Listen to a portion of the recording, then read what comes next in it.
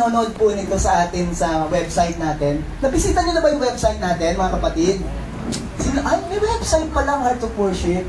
Taga Heart of Worship tayo, amen. Yun po yung, kung hindi ko kayo nagko-computer, pabuksan niyo sa anak niyo, www.heartofworshiponline.com. Uli, ano po yun? 3 heartofworshiponline.com. Ang maganda po nito, weekly ho ito na talagang inaayos ni Ate Ann. Nag-exert po siya ng effort, bumibili siya ng unlimited card para po ma-upload lang. Kaya feel free ho, libre po ito. Bisitahin niyo po. Amen? Kung wala ka internet sa bahay, nagpupunta ka sa internet shop, makipag-chat ka sa Skype, tapos makipag-chat sa Skype, bisitahin niyo po yung ating website. Makita niyo po yung mga mukha po natin doon, magaganda mga pogi. At makita rin ho natin yung ating mga preachings doon at yung mga kanta na ating kapatid. At pwede nyo itong balita sa inyong mga kamag-anak sa abroad. Amen? Marami ho tayong mga kasama at kapuso at kapamilya na nasa abroad, pinapanood ho yun. At marami pong feedback na sinasabi sa kanilang mga kamag-anak. Amen? Bless na bless daw po sila sa ministry natin. Amen? Praise God! Are you with me, church? At pwede natin sabihin yun, why? Because we have a great God. And this great God na pinag-uusapan natin is my great giver. Amen? Ulitin ko po. Ayun, nagbigay. My great giver. Sampung ating basis ng ating pag-aaral, James 1:17. Sinasabi po rito, every good and perfect gift is from above. Kaya pag may nare-receive po tayong mga bagay na magaganda at perfecto, galing po sa Lord yan. Galing yan sa above. Hindi po sinabi lang dun sa taas. Kasi po nilagay doon kung saan doon sa taas. Minsan po pag sinabing, ay, mabuti sa akin sa taas. Kahit po yung mga non-believers, nasabi na, yung taas yung kisame? Kasi yung taas namin kisame. Kahapon na napanood ko sa Itbulaga, may nagsabi, ang buti doon sa taas. Sabi ni Big Soto, saan? Dito kasi kisame ang taas namin. Tapos sinabi nung, ay, sa Panginoon. Buti pa ho yung sabi nung mama, sabi niya, yun ang tama, sa Panginoon. Kaya sinundan ni James, coming down from the Father. Kaya mga taga-Heart of Worship, wag na ho natin gawin yung sabihin na ang buti-buti ng taga-taas. Amen? Baka ho yung piloto sa taas ang masabi nyo. Amen? Kasi marami po sa taas na nandun. Ang sabihin natin na yung Father in Heaven, yung Ama nating nasa langit, yung ating Panginoon. Amen? Sabihin nga natin, mabuti ang Panginoon. Who is the Father of the heavenly lights who does not change like shifting shadows. Firm po si Lord. Firm giver ang ating Panginoon. At ito yung unang pinakita niya at patuloy niyang pinakita sa John 3:16. Pastor Ipe, lagi mo namang kino-quote yan. Yes po, ito ba sabi sa Message Bible? This is how much God loved the world. Ano po yung sumunod? He gave. He gave. Sabi rito, how much God loved the world. Kasama ka dyan at ako. Ang kanya pong ginawa, He gave. And what the Lord gave? His Son, His only Son, His very dear Son, His one and only Son. And this is why, sabi ng Message Bible, by believing in Him, anyone can have a whole and lasting life. Why? Meron pong nagbigay. We have a great giver. At nakita po natin yan 2 Sundays ago, yung great giver na ito ay nagmamanifest na sa panimula pa lang niyang ginawa ang tao. Actually, inisip niya pa lang na nagagawin niya ang tao. Andun na kagad yung nasa isip niya, ako'y magbibigay dito sa nilalang na ito. Dito sa taong ito. At ginawa niya yung kay Adad kay Eva, napag-aralan po natin to, review lang, na bago niya ginawa si Adad si Eva, nadumihan ng kamay niya, ano po ang ginawa niya? Ginawa niya ng lahat ng kailangan ni Adam and Eve. Amen? At yun din ay kasama tayo doon dahil tayo po galing kay Adan kay Eva. Lahat ng kailangan mo, prinobide ng Lord bago ka nang ginawa. At nakita ko natin yan nagpatuloy kay Noah, kay Abraham, kay Isaac, kay Jacob, kanina pa ho, kay Joseph, and etc. etc. Doon po tayo tumigil. Amen, kay Joseph. Dahil gusto natin pag-usapan last week, binigyan natin ng puwang yung mga nanay. Nagturo po tayo about Mother's Day. And we learned last week that mothers are gift din ng Panginoon sa atin. Palakpakan po natin parang buhay ng mga nanay natin. Isang buwan ho yan. Amen? Isang buwan. pagbibigay ng pugay sa nanay yan, hindi lang po last week. Great giver po. Yung great giver, binigay ng mga nanay natin.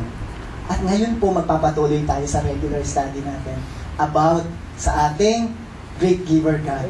We have a great giver, amen? Experience natin yon.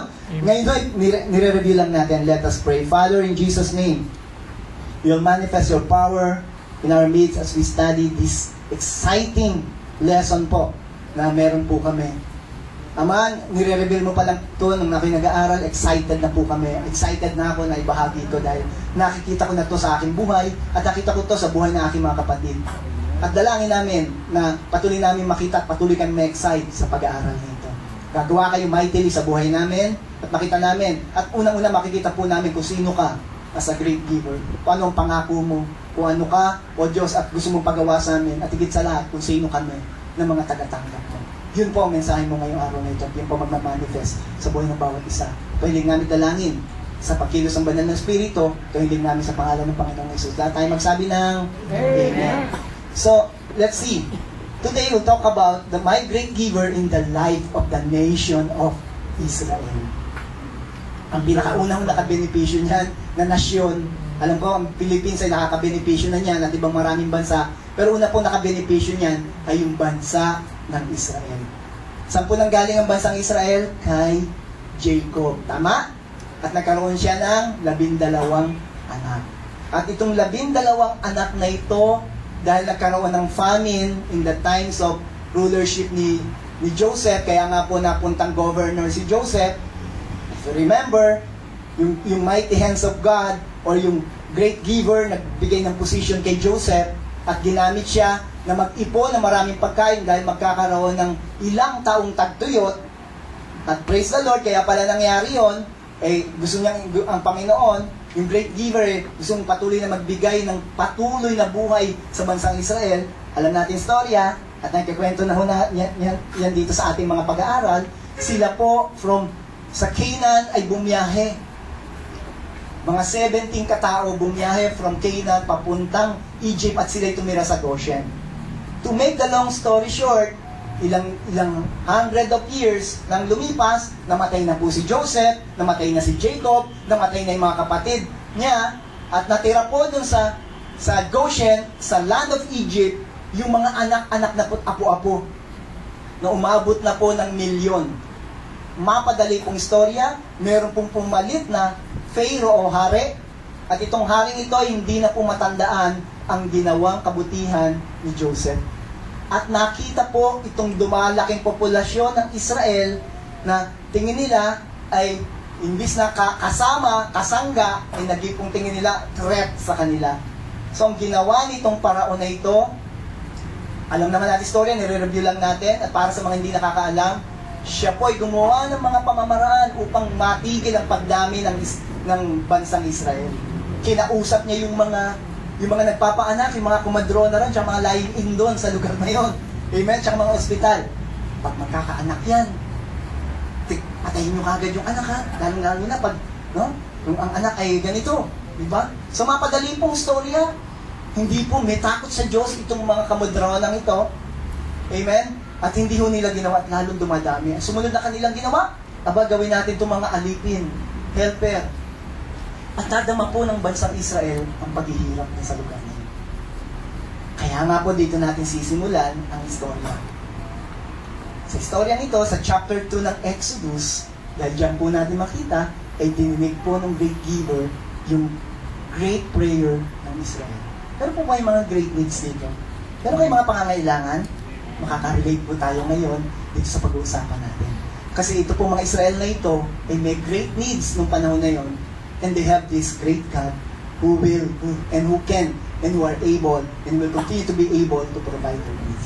Exodus chapter 2 verse 23 to 25. Tingnan po natin. During that long period, the king of Egypt died. The Israelites groaned in their slavery and they what? Cried out. They prayed to the Lord. Okay kung umiyak sa Panginoon, kapatid. At sabihin mo yung mga laman ng puso mo. Ginawa nila. Ang kanilang sinigaw, they cry for help. If you remember sa mga pag-aaral natin dito, ang gustong-gustong marinig sa ng Panginoon, yung word na H-E-L-P. Sasabihin mo sa Lord, Lord, I am helpless. I need your help. Gusto mong pakinggan ng Lord yan. Why? Kasi po, gusto niya mag-provide sa iyo at gusto na niyang tulungan. At nung sila po, sabi rito, they cry for help. Why? Because of their slavery went up to God. And they cry for help because of their slavery went up to God. God heard their what? Groaning. Yung kanilang panaghoy. And He remembered His covenant. Covenant is yung kanilang pagkakaroon ng agreement. Itong mga bansang ito yung mga apo na lang ni Abraham, apo na lang ni Isaac at ni Jacob. Pero ang Diyos po, hindi siya bumabali ng kanyang covenant, ng kanyang agreement sa mga bayan ng Israel. And if you still, makita niyo po ngayon, hanggang ngayon po, yung covenant ng Diyos kay Abraham, Isaac, and Jacob, nangyayari po ngayon sa bansa ng Israel. Hanggang ngayon po, sa ating current events, ganun pa rin ang Diyos sa kanila. They are still the chosen people ng Panginoon. At one day, magpapakilala po ang Panginoon niya. Pero, another story po yan. Pero makita mo natin dito in the Bible, in Exodus chapter 2, when they cried for help to the Lord, God heard them. And God remembered His covenant. Not what they did, but God's covenant. Yung aking pakikitungo sa kanila, yung aking agreement sa kanila, yung gusto kong gawin sa kanila. Dito pa, pag meron pong covenant o may agreement, meron pong mabebeneficyong party at meron pong hindi. At tayo po lagi yung hindi, na tayo po yung mga hindi makipagbigay ng benepisyo sa Diyos. Yung agreement na ginawa sa atin ng Diyos, pabor sa atin lahat. Amen? Ikaw, siya magliligtas sa iyo, siya po provide sa iyo. At yun po yung covenant na binigay sa atin ng Panginoon. Pakikipag-isa sa atin, pakikipag-blood compact sa atin ng Panginoon. At verse 25, hindi lang siya nakinig, hindi lang siya nag-remember, He looked on the Israelites and was concerned about them. Ang ganda po nito, no? Makita mo natin yung willingness ng ating Diyos na dakila na i-provide yung pangangailangan mo. Pag may pangangailangan, itong bayang ito, umiyak, sinabi nila sa Panginoon, no, 400 taon, amen, na meron silang paghihirap doon, nung sila po'y nagsimulang, Panginoon, hindi namin kaya, kailangan namin ng tulong mo. Anong ginawa ng Panginoon? Nakinig sa kanila. Naalala ng Panginoon ang covenant niya. Church, if you receive the Lord Jesus Christ as your Lord and Savior, may covenant din sa iyo ang Panginoon. May testament siya. New Testament.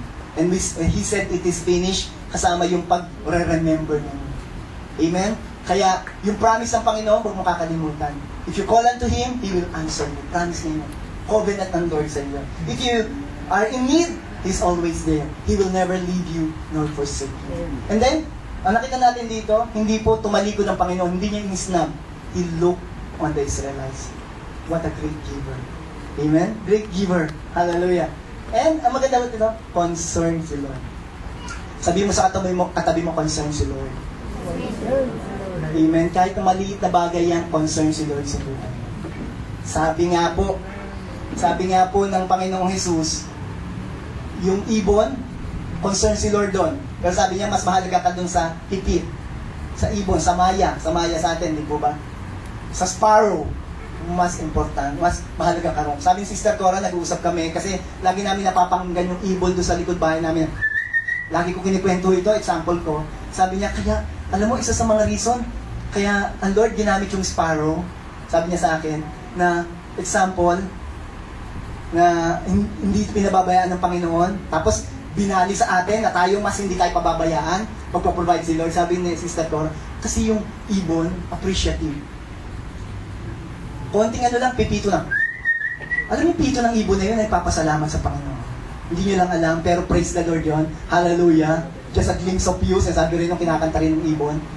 No?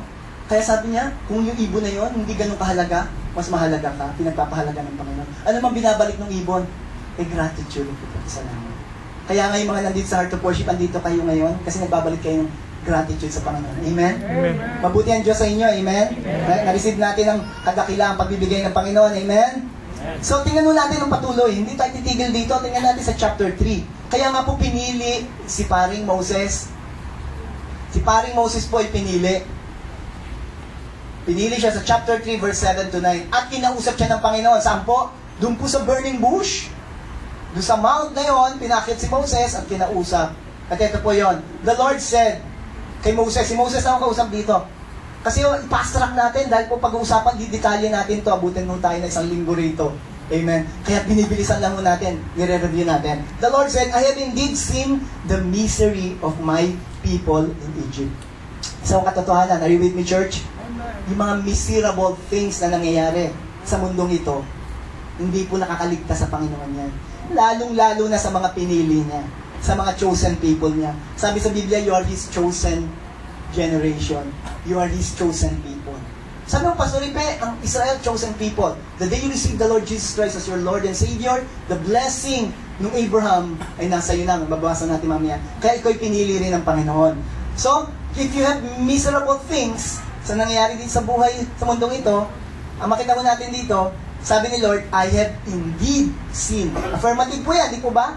Nakita ko, hindi ako nagdadalawang isip, nakita ko ba? O baka namalik mata lang ako. Sabi niya, kita ko misery ng aking mga tao.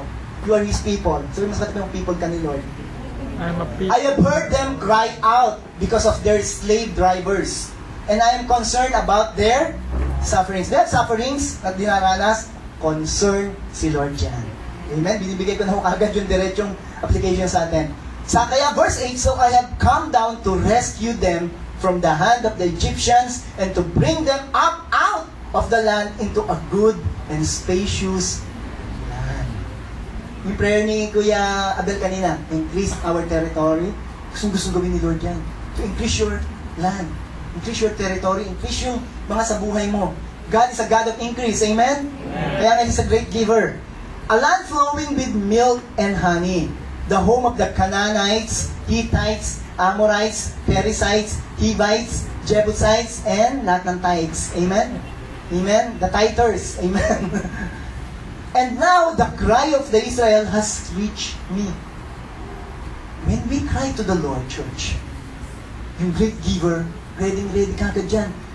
Yung reception ng Panginoon sa ating mga healing at mga hingi ng tulong, nandiyan po lagi yan. At napakalakas po tulad sa kanila. And I've seen the way the Egyptians are oppressing them. Kung may mga oppressors ka, kita rin ng Panginoon. At hindi rin po palalagpasin ng Panginoon yan. Amen? Next week, we'll talk about these oppressors na ito. About our great giver, makita ho natin. Kasi hindi natin kayang tapusin. Hanggang dito lang ho tayo sa paglabas nila eh. Sa Passover. Next week, pag-uusapan naman natin yung pagtawid dun sa wilderness to promised land. So, ano ito? Travel muli natin. Makikitravel tayo sa nation of Israel. Palakpakan po natin ng Panginoon. So, the great giver laid down what He will do for Israel. Sabi sa verse, no? The great giver laid down what He will do for Israel before Pharaoh. Tingnan natin sa Exodus 3, 10 to 22. Tingnan natin ito. Mahaba-haba po ito, no? So, are you with me, church? Amen. Sabi dito sa verse 10, so now go, I am sending you to Pharaoh to bring my people, the Israel, where? Out of Egypt. Out of misery. Out of not good situation. Amen? Sa hindi maganda sitwasyon. Egypt is hindi maganda sitwasyon sa kanila itong panahon na ito. Kasi po, ito yung nagdadala sa kanila ng slavery. Nagdadala sa kanila ng pahirap. At ang Panginoon ayaw ka manatili doon. So, He told Moses, go. Verse 14, God said to Moses, I am who I am. This is what you are to say to the Israelites. I am has sent me to you. Yahweh. This is the name Yahweh. Yahweh is sending you. This self-existing God is sending you. Amen? Pinadadala kita. Sabihin mo, kasi yung sinatinong ni Moses, verse 14 na ho kasi kagad, di ba? Anong sa pangalan sasabihin ko? Pupunta ako doon, sinare-represent ko, sabihin niya, I am. Not I will be or I was. Lagi ako. I am the same yesterday, today, and forever. Sinabi po ng writer ng Hebrews yan tungkol sa Lord Jesus Christ. So makita mo natin dito, verse 15. God also said to Moses, say to Israel, the Lord, the God of your father, the God of Abraham, the God of Isaac, the God of Jacob, has sent me to you. This is my name forever. The name which I am to be remembered from generation to generation. Sabi sa verse 16, go, assemble the elders of Israel and say to them, the Lord, the God of your fathers, the God of Abraham, Isaac, and Jacob, appeared to me and said, I have watched over you